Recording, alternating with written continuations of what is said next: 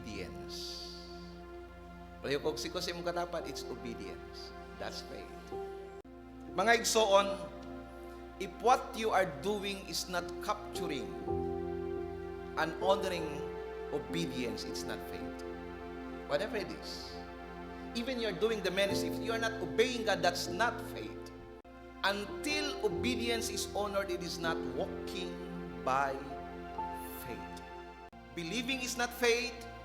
It's believing and acting. That is the whole equation of faith. Daghay matinuuhon pero dili matinumanon. Agree or agree? Daghay mga tao nagatuo sa gahom sa paghatag. Pero pag abot na panahon sa paghatag, muhatag walay kalipay, dinha sa Ginoo, pero sa barkada, mubang kagrabi kaayo, pero sa atong Dios, way gugma kaniya, mo nang pagtaysan offering na. Hallelujah. Our text is found in Romans chapter 1 verse 17. It has been read already, no? Sa to ang first reading during our devotional time with Pastor Jane, Romans 1:17. And I will just focus in this phrase, the just shall live by faith. Everybody see faith. I see new faces. Ay mga bagong nakita, welcome sa ato ang panigbahon. Si Kuya, welcome. Welcome sa atong panimbahon karong buntag. Happy New Year. Mga igsoon, in this adventure we call faith, jutay lang yun ang nakasabot o nakabinipisyo sa resulta sa pagtuo. Mga igsoon, ang atong kinabuhi is the evidence of our faith. It is just a reward. It is just a trophy of our faith. So, ang akong kinabuhi, it's the evidence of my faith in the Lord. The Bible said that the just shall live by faith. There's no other way around to live this life. In this journey we call Christian life, it's so important to live by faith because there's no other way. You cannot live by sight. You cannot live by fear, but by faith. Can you say amen? So muna ang atong goal karong tuiga mga igsoon is to cementalize our faith. So it's to concretize our faith. It's to increase the tank of our faith. Mga igsoon, ang pagtuo mauni ang atong kinabuhi. It's our lifeline. Everybody see lifeline. Kung maputol ang imong pagtuo, sama ra nga naputol ang imong kinabuhi sa Ginoo. Kung sa imong physical kinahanglan ka mukaon aron ka mabuhi, sa espiritu kinahanglan ka mutuo aron mabuhi. You cannot live this Christian life without faith. That's how important it is.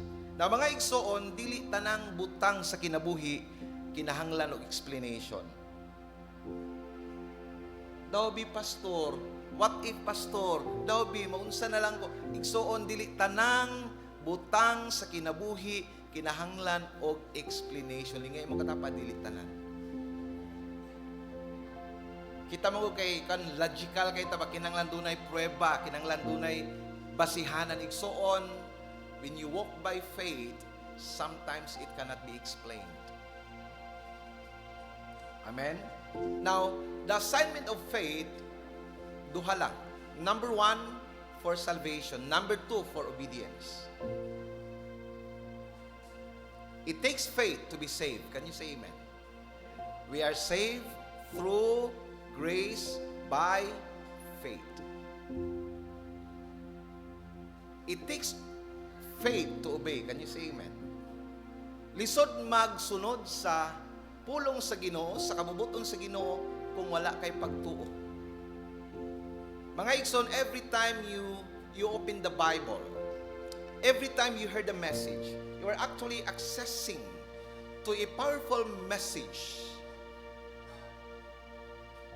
a kingdom message that will give you victory and success in life. Every time you open your Bible, every time you hear the message. But it takes faith to obey what God told you to do.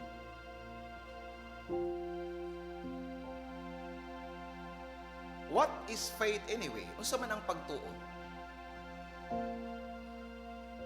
It's believing. No, it's not believing. Believing is part of the equation of faith. But faith is not believing, I tell you.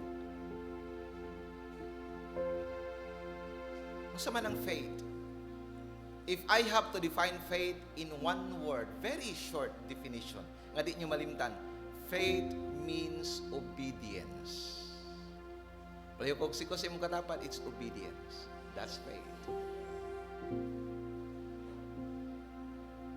Mga igsoon, if what you are doing is not capturing and honoring obedience, it's not faith. Whatever it is. Even you're doing the ministry, if you are not obeying God, that's not faith. Example, ang giingon sa imo sa Ginoo, mag-keyboard ka. Naka sa gitara, is that faith? No. Even though you are ministering, it's not faith. Why? Because it is not in honoring your obedience to the Lord. Can you say amen? Until obedience is honored, it is not walking by faith. That's how crucial it is. Ang imuhang pagtuman. So, believing is not faith. It's believing and acting. That is the whole equation of faith. Can you say amen? Now, mga igsoon, daghay matinuuhon pero dili matinumanon. Agree or agree? Daghay tao nagatuo sa Ginoo pero wala mo dawat sa Ginoo. Daghay tao nagatuo sa Ginoo pero wala nangalagad sa Ginoo. Daghay tao nagatuo, even mga Kristohanon biktima ani. Daghay mga tao nagatuo sa gahom sa paghatag. Pero pag abot na panahon sa paghatag, can you give me gifts?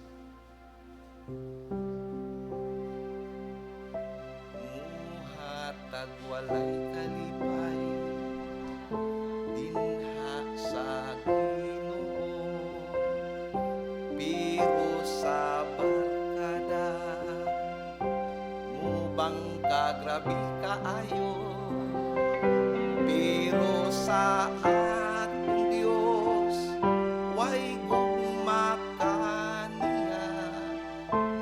pagtaysan offering na hallelujah.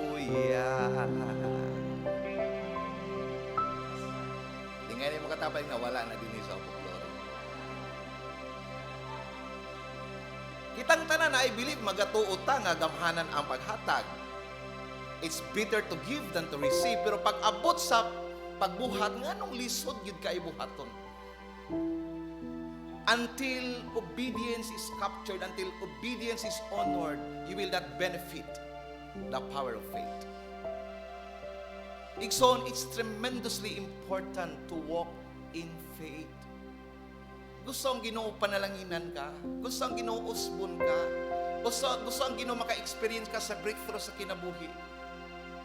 But you need to activate your faith. You need to increase your faith. In Joshua 1:8, mo ingon sa pulong sa Ginoo, keep this book of the law always on your lips. Meditate on it day and night. Everybody say meditate. Pero wala na human sa meditation. It says, so that you may be careful to do everything written in it. Mga igsoon, meditation is important, yes. Amen. But the goal of meditation is not just to meditate the word. The goal of meditation, the end of meditation is action, application. In meditation, you get revelation. In revelation, you get conviction. And in conviction, you get action. Can you say amen? Nganong kinahanglan ko magbasa? Nganong kinahanglan ko maminaw sa pulong sa Ginoo? Because revelation is coming from meditation. Dili magpadayag ang Ginoo kung wa kay nabasa, wa kay nadunggan. Faith cometh from hearing the word and the word of God. Ang atong goal that will become a person of revelation. Kanang tubagon ka sa Ginoo when you ask question. When you make inquiry to the Lord, there is answer to that question. Ginoo, unsang akong buhaton this year? Paabuta ang padayag sa Ginoo sa imo. Meditation, and you will get revelation. Revelation, and you will get conviction. It's hard to obey without conviction. Can you say amen? When there is conviction, it is easier to obey. Can you say amen? Now, shake hands with this reality. Kung kinsa lang ang nagatuman, mauray mapanalanginan. Balik ko na ako. Shake hands with this reality.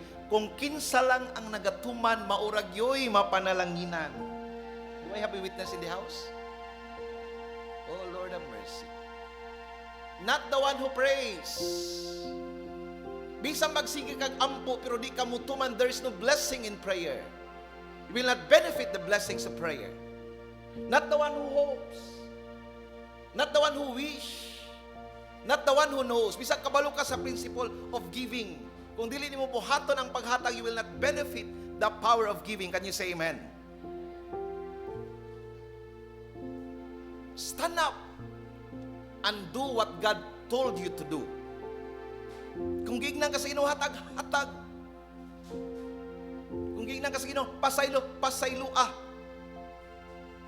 Amen. Kung gignan ka sa Ginoo, buhi. Di ngayon katapat buhi.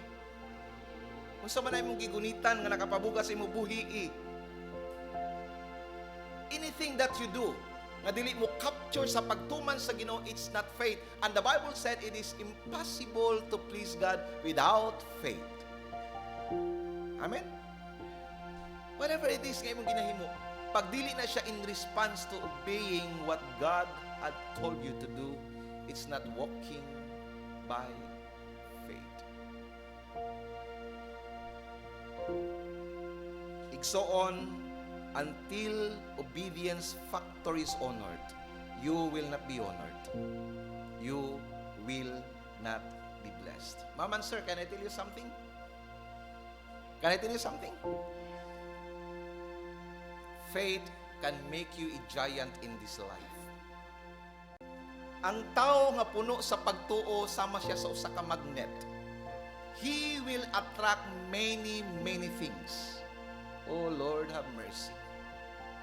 In my life, in this journey I called life, in this adventure I called life, I've learned so many things. And one learning that I have is that what is on you controls what is around you. Not what is around you controls you.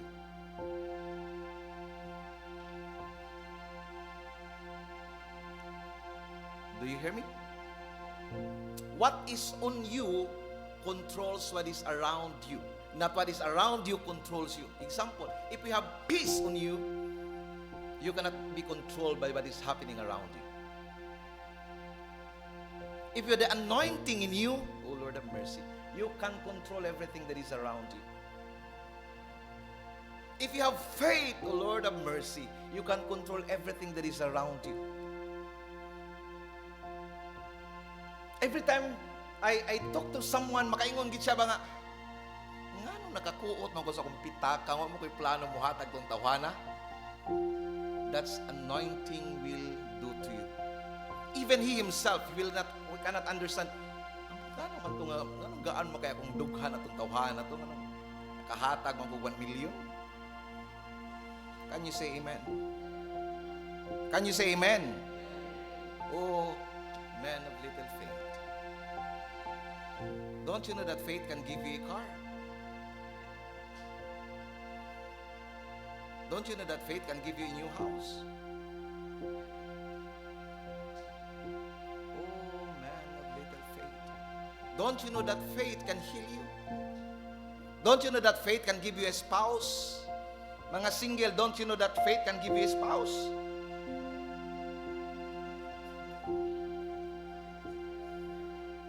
Pero dili mo sigurado. Unsa gani ang faith? Believing and acting. Tuuhi ug buhata ang tanang gisugo sa Biblia, and I tell you, you will find a spouse. You will find a spouse. Buhata, tumana ang gisulti sa Biblia. Comprende? Kasi gusto blessing. Tumana, buhata ang tanang gisugo sa Biblia. I'm telling you, imposible di ka mapanalanginan. The missing link is obedience. Walay ka nang gitawag na to consistency in our profession to our application. Dili siya consistent, mga igsoon. Mga igsoon, the money is earthly. Ang kwarta na sa kalibutan di na mahulog ikan sa langit. But I am telling you, ang gahom nga nagakontrol sa kwarta langit nun.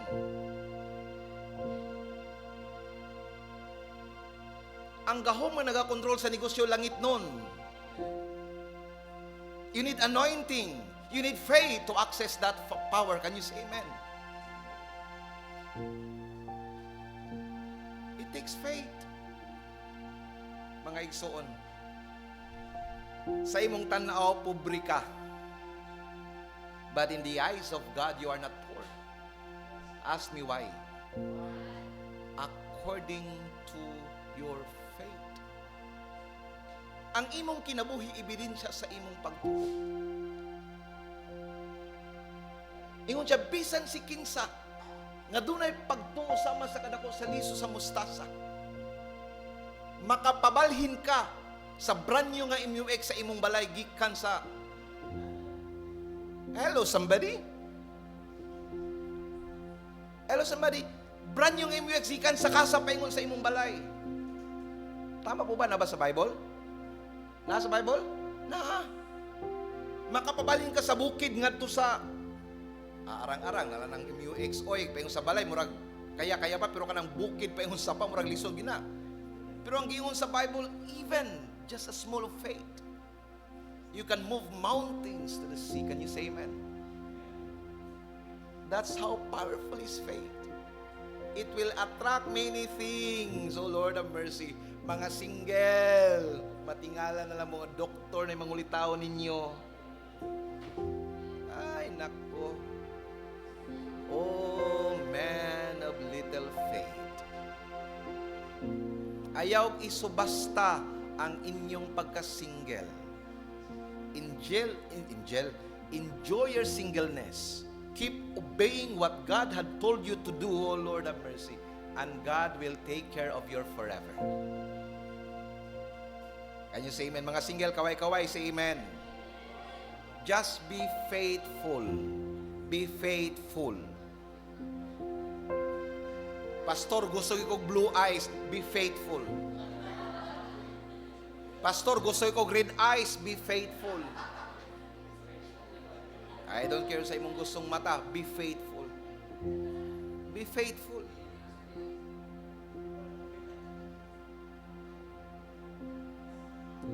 Oh Lord, have mercy. Mumang gini ang dilema sa tao, magunsa na lang ko, pastor. What if mapakyas? What if thou be? And so on. That's not faith. Kung say spelling sa faith? No. Faith means R-I-S-K.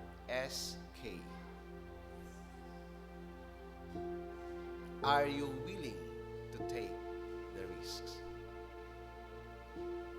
That's faith. Kanang mingon bitaw ang Ginoo nga step on pero wala kay nakit-an nga step board. Kanang mingon bitaw ang Ginoo jump, wa ka kabaloon sa imong ambakan. That's faith. Are you willing to take the risks? That's faith.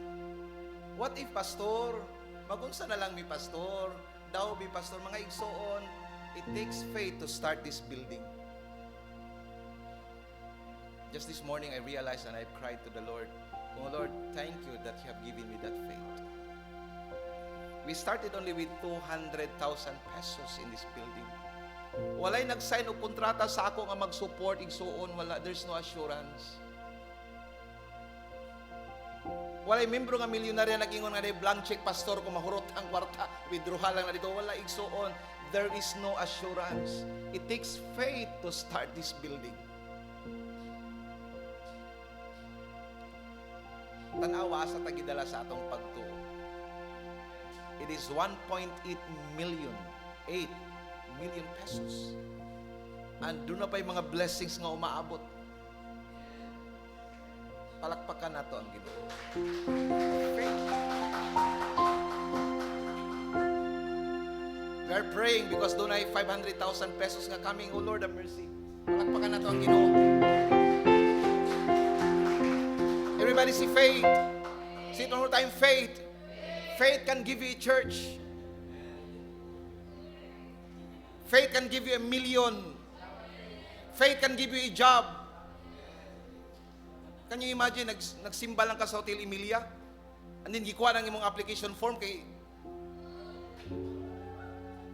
katong nakarelate, palakpaki ang Ginoo. Nangutana lang head dayon dito sa imong gi-applyan. Unsay pangalan nato pastora? Kay akong kuhaon ng iyang application form. Last Sunday we received that message. Pastora, unsa gani pangalan ato niya pastora kay kuhaon ni kuan. Everybody say faith. It cannot be explained. Nanong dito siya nag-apply, no? It so happened po nga napoy nagsimba sa Hotel Emilia nga siya ang head. Head. Not the tail, head. So pag head siguro siya magisiguro na mo pili, no? Tama ba? Tama ba? Pag manager ka, ikaw magisiguro mo pili. Kini, may ni kay Kristohano ni. Oh Lord have mercy. Faith can give you a job. Mga igsoon. Mga igsoon, ingon ano yung akong advice sa inyo. Faith will not disappoint you. Trust me.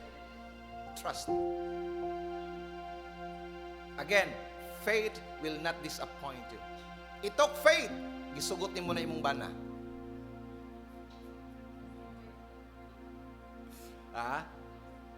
No? You will not disappointed. Just have faith. Pastor, na-disappoint mo ko, no? Just have faith. Mausap na imong bana.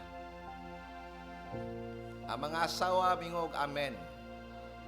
Mga bana, nga na-disappoint sa mga asawa, don't be disappointed. Have faith. Mausabra na imong asawa. Linga, mausabra na imong asawa.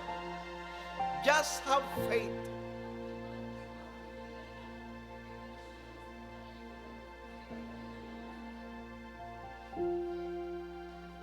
Mga igsoon, sa diyang ato silang gipangutitawhan sa unang panahon, ingon ana naman na sila. Yang ano karong nagdugay, reklamo naman. Kang anong sa una, malay ka nagreklamo. Ya karon mingon na din kawa na ko kasabot nimo. Ano sa una nakasabot malagi ka sa iya?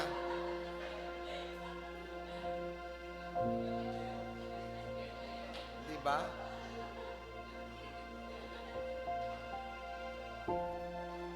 It takes faith. Ang imo sigurong pag-unahon na sa una, panglitawhan ka ni mausab ra lagi ni. Ayaw undang sa pagtuig soon, mausab ra lagi na. Mausab ra na. Mga igsoon, this world is obsessed with guarantee. Gusto tag kasiguruhan, gusto tag garantiya. Faith, eskwela faith. Ako'y bahala sa imo pag-graduate. Guarantee. But I would like to tell you that guarantee does not exist in this life. Paano ka makagaranti? Paano ko makabang sa iyaha? Ang mo graduate ko na pa siya, malay mo, patay na siya. There is no guarantee in this life. Our security, our guarantee is found only in the Lord. Can you say amen? Kabalo ba mo nga pagtulog nimo sa gabi? The only responsible being in walking a person is God. Walay laing tigpamukaw sa tao, dili ang tuktugaok sa manok, dili ang imong alarm clock, ang Ginoo. Just in case nakalimot ka, dingay mo katapat, ang Ginoo nagpukaw sa imo. Dili ang imong alarm clock, dili ang tuktugaok sa manok. Pastor, nakamatagi ko, pastor, basta tuktugaok sa manok. No. Dili tuktugaok sa manok ang nagpamata sa imo. Gipukaw ka sa Ginoo. There is no guarantee in this life. Muna ayaw pagsalig nga ugma na ko mag-usap, ugma na ko maghatag, ugma na ko magpasaylo, ugma. No. There's no guarantee of tomorrow. Do what you have to do today. Can you say amen? Lingay mo katapat, pasayloan. Tama ba po si pastora ba ni? Si pastor? Agani. Siguro tanaw sa iyang familiars. Sorry, pastora. Welcome po sa atong panimbaho. Siguro tanaw sa pastora. Now, the million-dollar question is, can God be trusted? Is He dependable? Is He reliable? That's the million-dollar question. If I have to put my trust in the Lord, can He be trusted? Mga igsoon, following means trusting. Lisod mo sunod kung wala ka nagtuo. You have been following me because you trusted me enough. Can you say amen? Una mga igsoon, in the adventure of faith, bisag na hadlok ka, ipakita sa Ginoo that you trust Him enough. Lord, wa ko kasabot, wa ko kabaloon sa unahan, Ginoo, but I trust you that much. I will follow you. Ipakita sa Ginoo. Aron ipakita po sa imo sa Ginoo sa ang resulta sa imong pagtuo. Amen. Show Him how you trusted Him.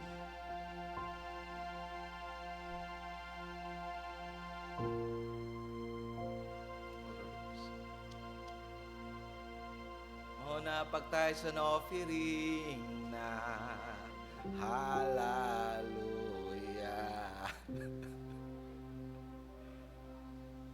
Suway ang Ginoo igso. I am challenging you. Suway ang Ginoo. Now, in Numbers 23 verse 19, maningin mo sa pulong sa Ginoo, God is not human that He should lie. Not a human being that He should change His mind. Does He speak and then not act? Does He promise and not fulfill? Of course, no. Pero, I'm so amazed with this text. Nga no? Anong gibutang pag niya God is not human? Pwede ba siya nga, God will not lie. Period. Pwede naman unta. Pero anong gibutang pag nga, God is not man that He should lie. So, unsa day ang tao? Unsa day ang tao? Gipakita din ni ang limitation sa tao. And trust me, mga judgmental. Hindi nga mga tapat, judgmental na kay ka ba? Mingon nita nga bakakon ka. Kisa may dili bakakon sa ato, taas kamot. Taas kamot kinsa ang dili bakakon. Kay tagaan ta ka og 1 million. Taas kamot. Because the Bible said God is not human being that He can lie. So buti pasabot, as human being we can lie. Ask me why? Because of our limitations and weakness. I am not in control. Wala na ako gituyo nga mamakak, but because of my limitations, I cannot do it. Example, dili tagi kabiyaan. And I mean it. Tinuod na kinasing-kasing na. Nya pag nabiyaan ta nag-ignore na ka, tanawa ra, nausab yun. No. I'm not bad. It is just that I cannot fulfill my promise to you because I am a human being and I have limitations.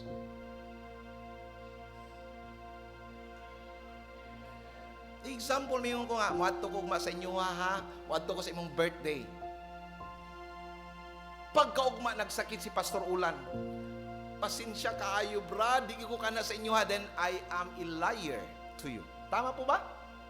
Kaya nga naman, nagsaad ko muadto pero wa ko nakaadto.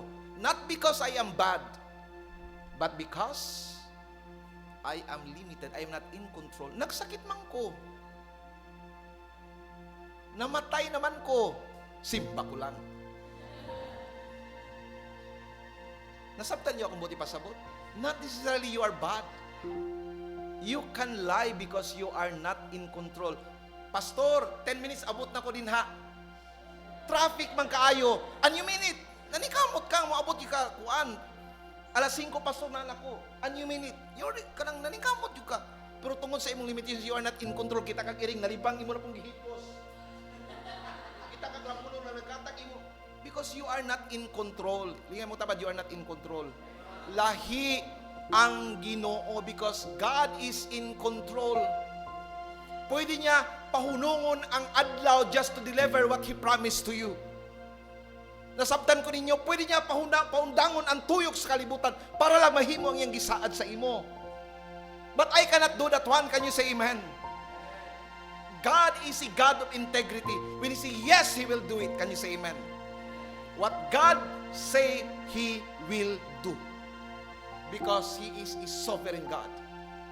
No matter what, come what may, He will do it. Pwede niya pamadon ang dagat. Pwede niya butangag tubig ang kamingawan. Can you say amen? Because God is in control. Not like us. Mga igsoon, unay mapakyas, ayaw hukmi. Basig tininuod gitong iya ha. Tungkol naman ilimitado magiting taon. Amen.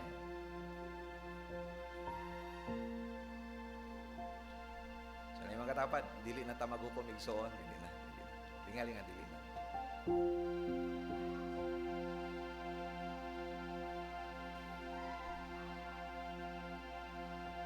We can trust God, number one, because of His integrity.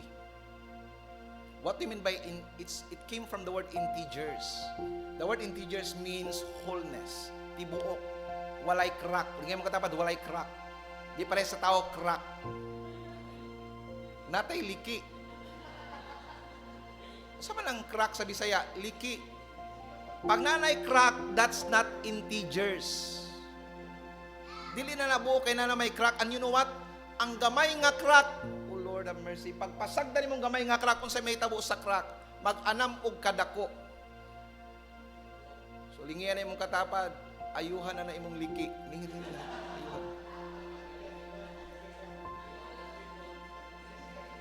Increase your capacity.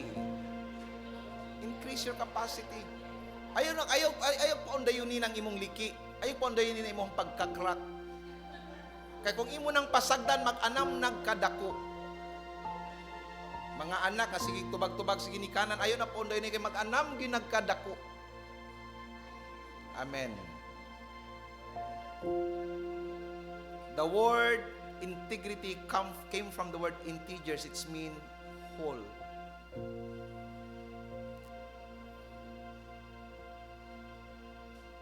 Daghay gisaaran ang Ginoo nga tao, but He did it anyway.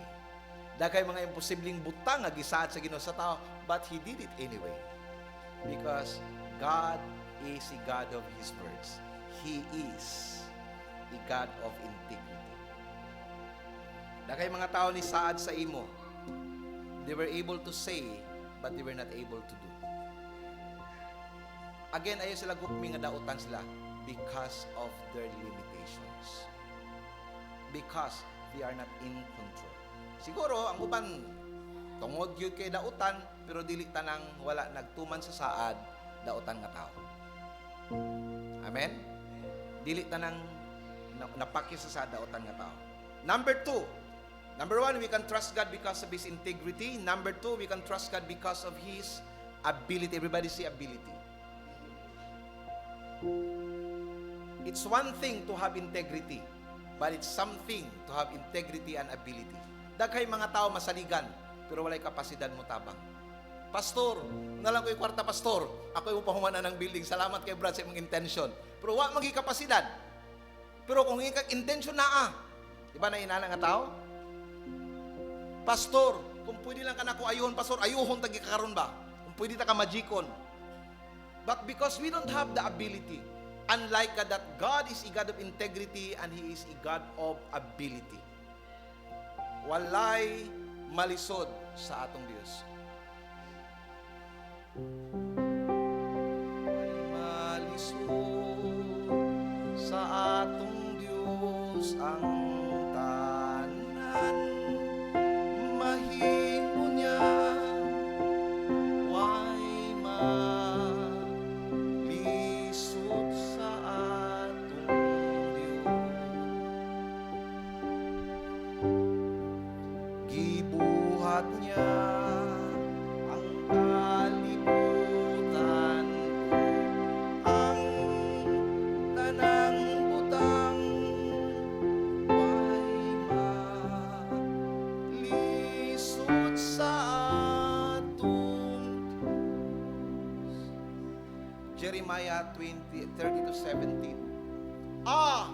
Everybody say Sovereign Lord, you have made the heavens and the earth, and by your great power and outreach arm, nothing is too hard for you.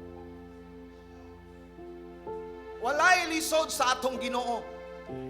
Kung nahimo niya ang kalibutan, mahimo niya ang imong kinabuhi. Kung nahimo niya ang kalibutan, pwede niya i-fix ang imong kaminyoon. Kung nahimo niya ang kalibutan, pwede niya ayuhon ang imong balatian. Can you say amen? Kung nahimo niya ang tanang butang sa kalibutan, iyang pwede plastaro ng akong kaugmaon. Just trust the Lord. Have faith in God. Walk